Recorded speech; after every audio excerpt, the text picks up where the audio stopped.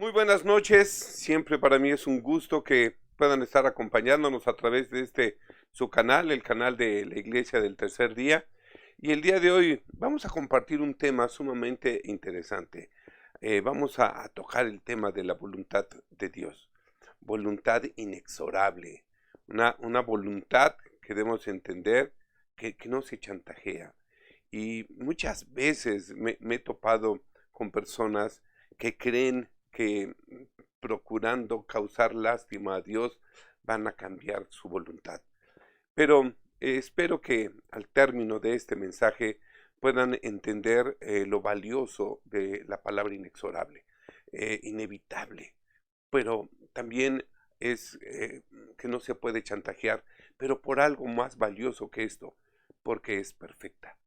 Y entonces muchas veces nos topamos con creer que nuestra voluntad puede ser mejor que la voluntad de Dios. Y este es el propósito de este mensaje. Entender que conocer la voluntad de Dios, el podernos alinear a ella, pues es la mejor de las bendiciones que un hijo de Dios puede tener. Bien, acompáñenme entonces la voluntad inexorable de Dios. Fíjense que la voluntad no solo tiene que ver con la potencia del alma que nos mueve a hacer o no hacer algo, o con el libre albedrío o la libertad de decidir. También implica decreto, determinación o disposición. De modo que la ley de Dios expresa la voluntad misma de Él. De modo que la ley y voluntad en este caso significan lo mismo, porque ley también significa instrucción o enseñanza. Y esto incluye, por supuesto, a toda la Biblia. Es de esta manera que conocemos la voluntad de Dios, a través de su palabra escrita en la Santa Biblia. Recuerden que nuestro Dios no cambia. Él es el mismo, dice Hebreos, ayer, hoy y siempre. Y esto es muy gratificante, el saber que no es un Dios voluble o indescifrable. No, al contrario, nos dejó escrita su voluntad y ese documento tiene vigencia eterna. En la Biblia, Dios nos instruye en la forma en que quiere que caminemos. Cuando habla de su perfecta voluntad, se está refiriendo al expreso deseo de Dios con relación a algo. Si de verdad comprendiéramos las repercusiones de nuestros actos, nadie haría nunca nada perjudicial ni diría palabras hirientes. Porque todo lo que hacemos vuelve a nosotros, aunque sea al cabo de una semana o un mes o un año o en otra vida. Tratad a los demás como queréis que os traten a vosotros. ¿Se acuerdan cómo lo dice nuestro Señor Jesucristo? Ama a tu prójimo como a ti mismo. Las escrituras, sin embargo, no explican por qué, pero es una ley espiritual. Todo lo que hagas o pienses volverá a ti. Las buenas acciones te traerán bendiciones, las malas acciones te causarán problemas. Una vida tras otra de conflictos siempre que uno entra en el camino de hacer el mal. Es una justicia inexorable, es decir, inevitable, que premia o castiga nuestros actos. En primer lugar, la voluntad de Dios es inexorable y se los explicaba. No se puede chantajear. ¿Sí?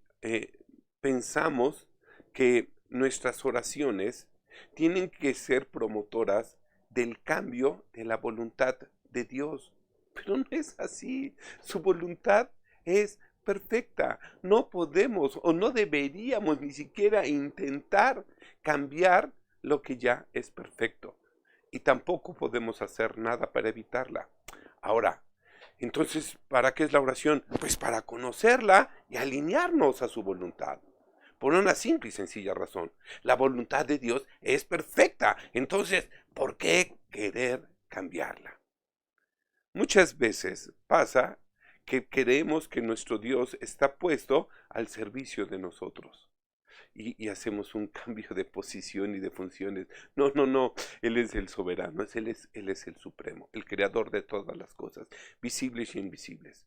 Y nosotros estamos aquí a su servicio. Así como su voluntad es inexorable, la obediencia de nosotros lo debe de ser. Es una obediencia absoluta. No preguntes por qué, no preguntes para qué. Esto es lo que quiere mi Señor.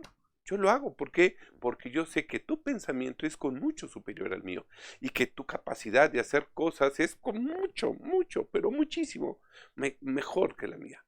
Por tanto, Señor, mi bendición radica en ser capaz de entender tu voluntad y alinearme a ella.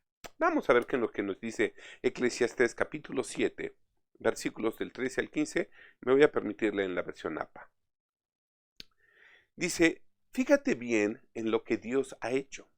Observa bien sus métodos y ponte en armonía con ellos. No vayas en contra de la naturaleza, pues ¿quién podrá torcer lo que Él ha enderezado? Cuando te vaya bien, disfruta este bienestar. Pero cuando te vaya mal, ponte a pensar que lo uno y lo otro son cosa de Dios y que el hombre nunca sabe lo que ha de traerle el futuro. Dios arregla ambos tipos de días para no dar nada por sentado o seguro en esta vida. Lo he visto todo en esta breve y vana ilusión que es mi vida. Hombres buenos que mueren a pesar de su bondad y malvados que a pesar de su maldad viven muchos años. El sabio, mis hermanos, no es aquel que identifica la voluntad de Dios, sino aquel que alinea su voluntad a la voluntad de Dios. Seguramente podemos conocer la voluntad de Dios. ¿Por qué? Porque está escrita, porque nos viene marcada como un documento que tiene trascendencia en el tiempo. Hay un consejo que da un maestro sabio, Gamaliel. Seguramente se acuerdan de él en el libro de Hechos. Y este Gamaliel, vamos, cuando Pablo está hablando de su currículum, se acuerdan que también dice, fue instruido por Gamaliel, para todos un erudito de la palabra. Y están en el concilio, ¿se acuerdan de esa historia? Cuando están tratando de ver qué van a hacer con los apóstoles que habían tomado prisioneros y están deliberando sobre qué van a hacer. Entonces vamos a ver esta historia para que entendamos el pensamiento también de un intelectual como Gamaliel. En Hechos capítulo 5, vámonos del 35 al 39, acompáñenme a la versión de su preferencia, yo le voy a dar lectura en la versión APA, amplificada, parafraseada y armonizada. Dice así, a continuación dijo a los demás autoridades, compañeros israelitas, tengan cuidado con lo que van a hacer con estos hombres. Recuerden que hace no mucho se levantó Teudas, alegando ser un hombre importante. Hizo una especie de revuelta y consiguió que unos 400 hombres se unieran a él. Pero a este lo mataron, y sus seguidores se dispersaron y allí se acabó todo, sin provocar mayores dolores de cabeza. Un poco más tarde, en los días del censo, se levantó Judas de Galilea y adquirió seguidores, pero también lo mataron y todos sus seguidores se dispersaron a los cuatro vientos. Y todo se desvaneció. En este caso, yo les aconsejo que dejen a estos hombres y que no se metan con ellos. Porque si este asunto o este trabajo es meramente humano y obedece a impulsos personales, pronto se desmoronará y se desvanecerá. Pero si es cosa de Dios, no hay nada que puedan hacer al respecto. No podrán ustedes vencerlos. Tengan cuidado. Será mejor que no se encuentren luchando contra Dios. Entonces les digo, manos fuera de estos hombres, déjenlos en paz. Yo cuando leo este pasaje me fascina el pensamiento claro de Gamaliel, la manera de exponerlo, y cómo les dice, es que fíjense, de una u otra manera, el líder de estos hombres ya lo matamos. Su líder, Jesucristo, ya lo matamos. Y les hace la referencia de los otros dos caudillos que se levantaron y que en cuanto murieron se acabó todo. Pero ¿saben qué? hay algo aquí que no corresponde como en los otros dos caudillos, porque aquí hay algo que está pasando más poderoso y seguramente eh, podríamos estar contendiendo, luchando contra Dios. Y este es algo muy importante. Cuando logramos identificar la voluntad de Dios, ¿sí?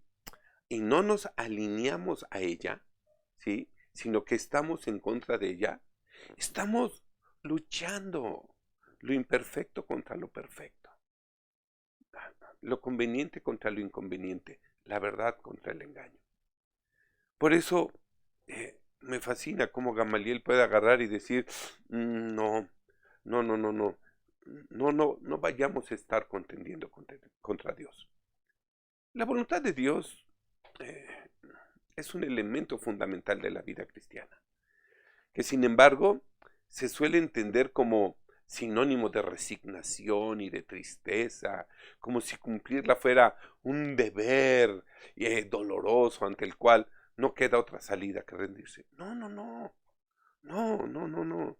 Sí, la voluntad de Dios, sí, tiene un propósito perfecto para nosotros. La voluntad del hombre, enfrentada a la de Dios, es la esencia del pecado, mis hermanos, y la base de la caída de Adán. Es por eso que el segundo Adán, o sea, nuestro Señor Jesucristo, dijo de sí mismo, no busco mi voluntad, sino la voluntad del que me envió, la voluntad del Padre. Vamos, para que lo vean, acompáñenme en el Evangelio de Juan, capítulo 5, versículo 30. Estoy leyendo la versión APA. Yo no puedo hacer nada por mi propia cuenta. Juzgo según el Padre me ordena. Escucho, luego decido. Por tanto, mi juicio es justo e imparcial, pues no trato de hacer mi voluntad, sino la voluntad del Padre que me ha enviado. El Padre puede confiar en mi decisión porque no me propongo salirme con la mía, sino cumplir sus órdenes. Obedecer es estar dispuesto a alinear tu voluntad a la voluntad del otro. ¿Sí? Tienes un jefe, tienes un gobernante, tienes un director, tienes alguien que de una u otra manera es tu autoridad. Bueno, pues obedecer es que cuando tú recibes una orden, alineas tu voluntad a la voluntad de él, y ese es el principio de la obediencia. Veamos otro pasaje que confirma esto que estamos diciendo. En Hebreos capítulo 5, en 5b, ¿sí? Y vamos a leerlo hasta el versículo 10. También en la versión APA dice, cuando Cristo estaba entrando en el mundo, dijo, hablando a su Padre, no quieres sacrificios y ofrendas año tras año. Por esto me has preparado un cuerpo para un sacrificio, que unido a mi divinidad será una víctima digna de tu majestad suprema. No te han agradado los holocaustos ni los sacrificios que se te ofrecen por el pecado. El aroma de sus holocaustos no es una fragancia grata a ti, es solo humo del altar. Entonces dije, estoy aquí para hacerlo a tu manera y cumplir tu voluntad. Oh Dios, para entregar mi vida como dicen las Escrituras que yo haría. En primer lugar, dice que Dios no quiere ni le agradan sacrificios ni ofrendas de animales, ni holocaustos para quitar el pecado, a pesar de que son cosas que la ley manda ofrecer. Y después añade, aquí vengo para hacer tu voluntad.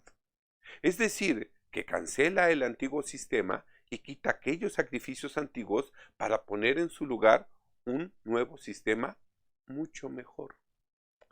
Dios nos ha consagrado al ser perdonados y purificados porque Jesucristo hizo la voluntad de Dios al ofrecer su propio cuerpo en sacrificio una sola vez y para siempre. Asimismo, tenemos que entender que el cristiano es llamado a hacer no la voluntad de su carne y de los pensamientos, sino a hacer de corazón la voluntad de Dios. El acto mismo de nuestra salvación es un acto de voluntades. Es el deseo de Dios de salvar y rescatar lo que se había perdido con el deseo del hombre de ser salvado. Veamos lo que dice el apóstol Pablo. Me fascina cómo lo narra. Acompáñenme a Efesios capítulo 2, versículos del 1 al 5.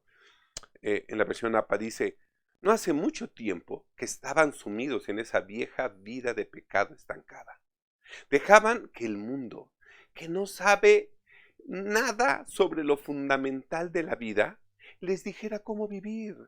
Y haciendo así, estaban muertos a causa de las maldades y pecados.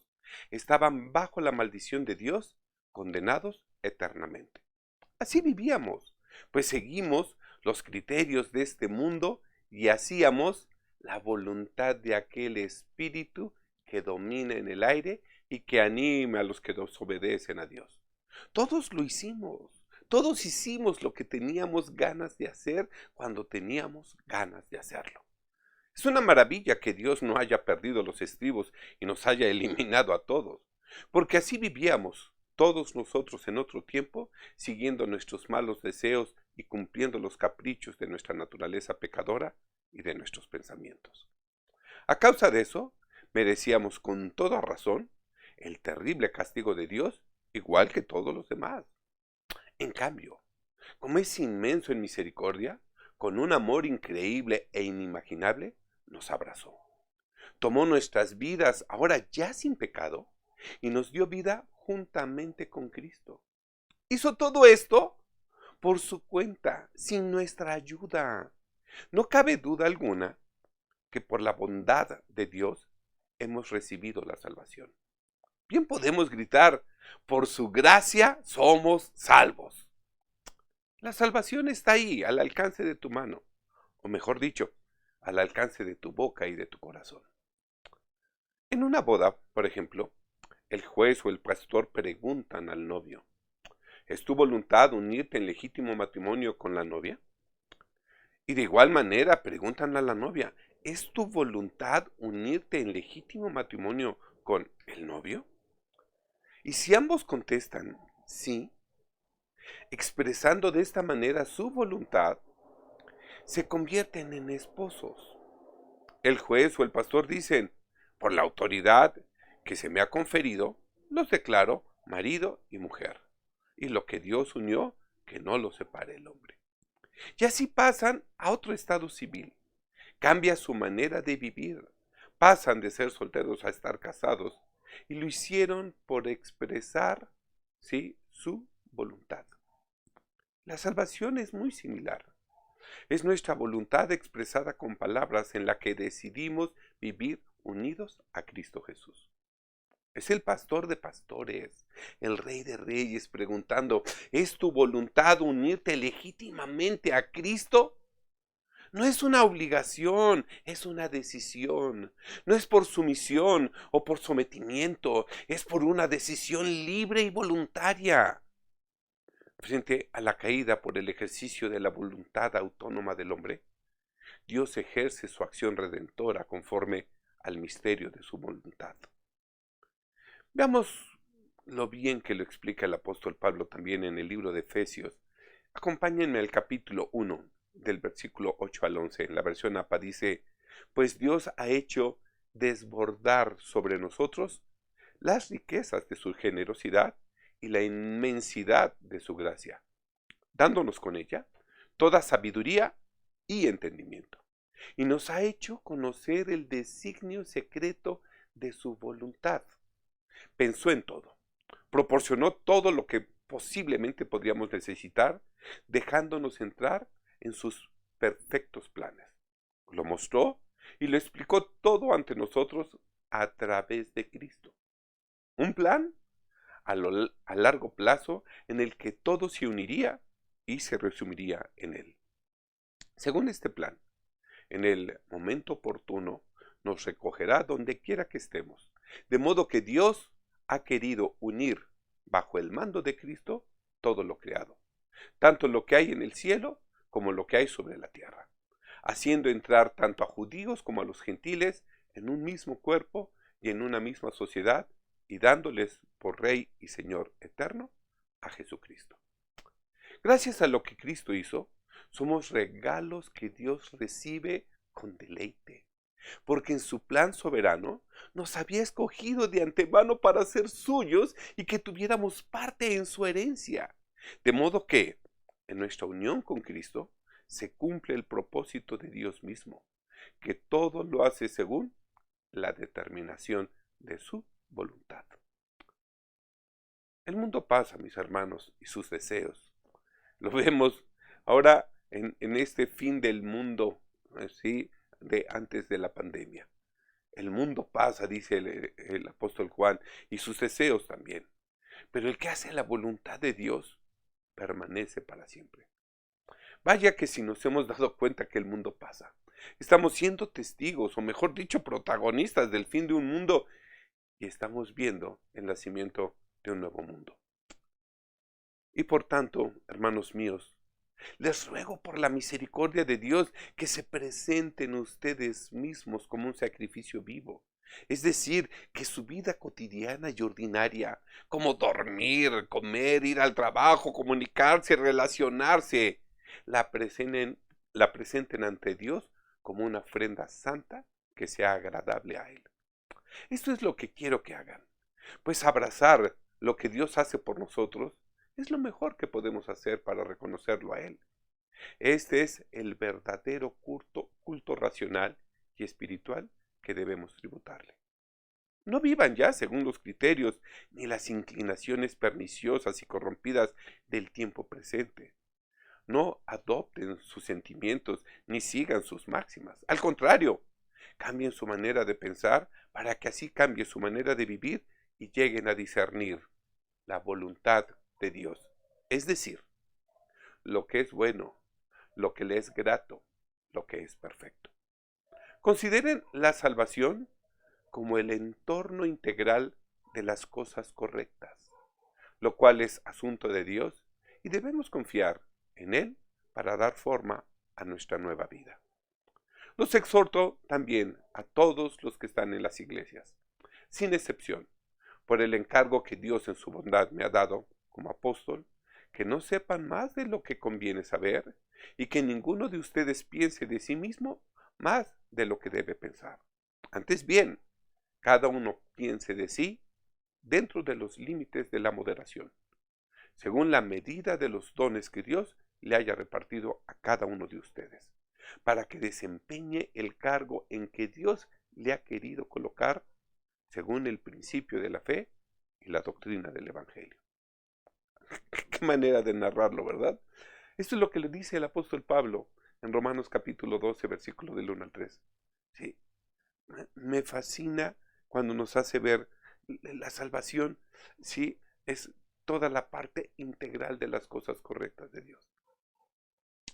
Conocer la voluntad de Dios es una bendición poderosa y no es un secreto. Está al alcance de todos y expresada textualmente a través de las Sagradas Escrituras.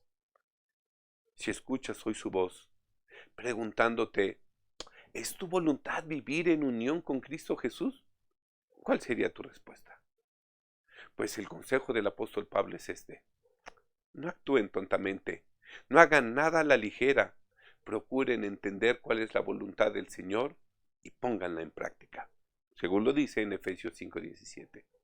Y ya que Jesús pasó por todo lo que estás pasando y más, aprende a pensar como Él. Por eso, así como Cristo sufrió en su cuerpo, adopten también ustedes igual disposición, pues el que ha sufrido en el cuerpo ha roto con el pecado. Es decir, Cristo Jesús, que sufrió, ¿sí? Pues todo el castigo del pecado, su propio cuerpo. Piensen en sus sufrimientos como un destete de ese viejo hábito pecaminoso de siempre estar intentando salirse con la suya, para vivir el resto de su vida conforme a la voluntad de Dios y no conforme a los deseos humanos. Entonces, podrás vivir tus días libre para perseguir lo que Dios quiere, en lugar de ser tiranizado por lo que tú quieres. Ya han invertido mucho de su tiempo en esta forma de vida ignorante de Dios. Por mucho tiempo hicieron ustedes las mismas cosas que hacen los paganos, pues vivían entonces en vicios, malos deseos, festejando noche tras noche una vida de banquetes y borracheras, bebiendo con exceso y adorando ídolos abominables. Ahora es tiempo de terminar con esto definitivamente. Por supuesto, los viejos amigos no entienden por qué ya no se unen a la vieja pandilla. Como ustedes ya no los acompañan en los excesos de su mala vida, ellos se extrañan y hablan mal de ustedes, pero no tienen que darles cuentas. Son ellos los que tendrán que rendir cuentas ante aquel que está preparado para juzgar a los vivos y a los muertos. Esto es lo que nos dice el apóstol Pedro en la primera carta de Pedro, capítulo 4, versículo del 1 al 5. Bien, hemos podido entender la importancia de conocer la voluntad de Dios. Una voluntad que, como dice el libro de Romanos, es buena, es agradable y es perfecta. Y como es perfecta, pues no necesitamos cambiarla, más bien alinearnos a ella. Así que ahora podemos entender mejor que la voluntad inexorable de Dios es, es inevitable, no la vamos a cambiar, no la vamos a chantajear. Por el amor de Dios, en tus oraciones, no pretendas ponerte en la condición de lástima para que Dios obre en ti. No es tu condición de lástima la que mueve la voluntad de Dios. Recuerden, es tu fe, es la que se alinea a la voluntad de Dios. Espero que este mensaje les sea útil, que lo puedan masticar, digerir y ponerlo en práctica. Recuerden que el sabio no es el que conoce la voluntad de Dios, sino el que alinea su voluntad a la voluntad de Él. Damos gracias a Dios por esta rica bendición. Estamos a sus órdenes. Déjenos sus comentarios y seguramente vamos a tener oportunidad de darle respuesta. No me resta más que darles gracias por su sintonía, su compañía, y es mi oración que el Señor haga resplandecer su rostro sobre cada uno de ustedes. Amén y amén. Esto se los dejo de tarea. Hasta luego.